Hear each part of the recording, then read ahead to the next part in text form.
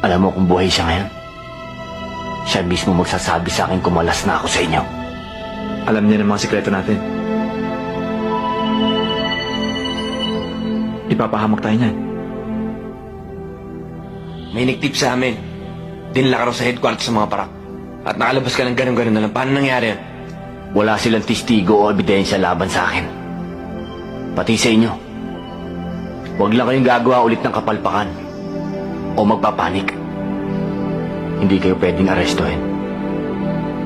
Alam mo, Arnold, para tumagal ka sa linyang to, dapat yung kanang kamay mo hindi puro to.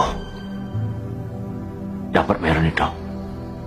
Basta mangako ka, Paolo, na hindi ka titistigo laban sa akin. Makalayo lang ako rito. Makabalik ako sa Mindanao. Wala kayong maririnig sa akin.